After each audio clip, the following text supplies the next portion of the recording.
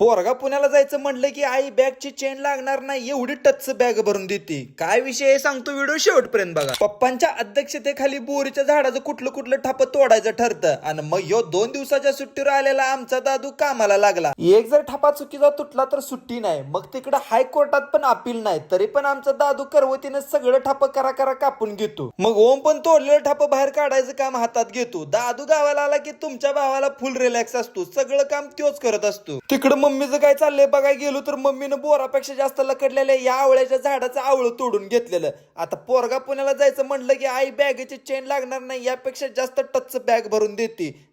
सुट्टी नाही. तुमची मम्मी पण असं करते का कमेंट मध्ये सांगा.